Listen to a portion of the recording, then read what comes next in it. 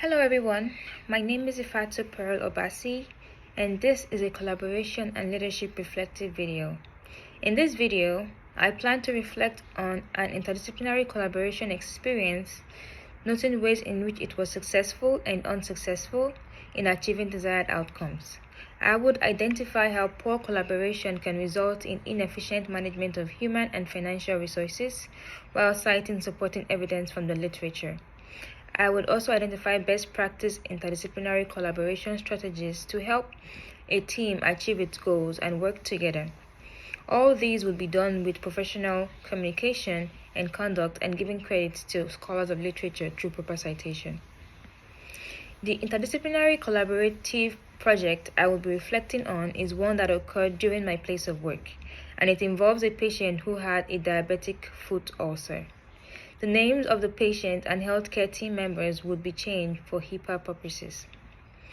As a home health nurse, one main criterion of my job is to provide a comprehensive assessment of a patient's health, ensure proper medication administration and adherence, provide adequate teaching to patients and family members present, and also to be a point of contact in addressing any specific situation going on with the patient. In this case, a diabetic foot ulcer, measuring about 6 cm by 3.5 cm by 0.5 cm in dimension. My main goal in this situation was to make sure that the wound healed well within its limitation, that is, having a better appearance free from foul exudates, smaller dimensions during wound care, and overall improved sense of wound healing. To achieve this goal, I had to work with the wound care doctor, Johnson, the pharmacist, Melinda, and the wound care supply team, Edgepark. All these people comprised the interdisciplinary team that I worked with to ensure patient goals were being met in a timely and effective manner. According to P. Grayson and Campbell Udobi, lack of communication among healthcare providers of varying disciplines, although often not purposeful, can lead to a negative impact on interdisciplinary teamwork, while effective communication has been linked to improved employee satisfaction, enhanced patient care, and reduced healthcare costs. The collaborative experience with the team was insightful yet very challenging. One of the few challenges that was faced during this process was the issue of communication, and not just communication as an act, but communication in a timely and effective manner. Dr. Johnson had ordered a saline moistened wound dressing and with application of Santyl ointment to the wound bed. This wound care order had been adhered to up until the time when the Santyl ointment was finished. As a nurse, I had assessed the ointment and anticipated that it would probably be enough for about 6 more days of treatment to go on and inform the pharmacist, Melinda, for the need to refill the order. The communication went well, and Melinda told me that the ointment would be shipped to the patient's home within 2 to 3 business days, so the patient's wound care would not be obstructed. However, this was not so. Melinda had forgotten to check with the insurance company regarding the patient medication, so the Santyl ointment delivery was not approved, which caused the patient's care to be compromised, as the patient was out of wound care medication for about 14 more days. This part of the collaboration showed a great limitation and weakness in how poor collaboration and communication can greatly affect care. There are a lot of interdisciplinary collaboration strategies that can help the team achieve goals and work together more effectively, one of which includes clearly defined goals.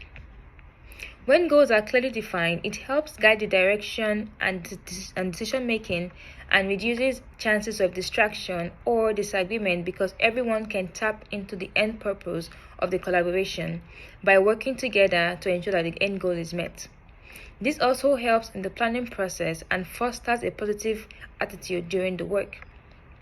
Having a clear goal also improves good communication, which is necessary and would help in achieving a common objective. Another resources that is important is the availability of resources.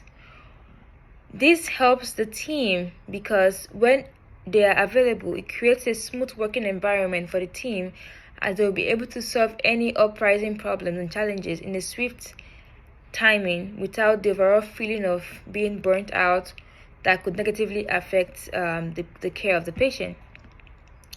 Change is constant, and this is a common phrase that is used among various industries. Sometimes, the measure of success of a particular industry is the willingness of its workers to adapt to change, and this is also true for the healthcare industry. One key component of change management is the ability to have effective communication, because it fosters a transparent relationship among the team, which helps with achieving the desired goal. For every team, a leader must be put in place.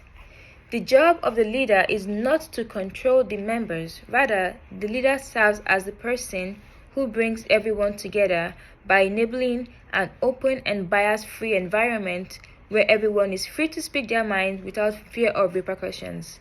This is just like the democratic leadership style. Another important strategy that can be utilized is the ability to resolve conflict. When 2 or 3 are gathered, there's a high chance that there will be a different view and perspective on how to achieve or approach a problem to yield a positive result. However, if these variances and views are not addressed, it could lead to chaos instead of solution.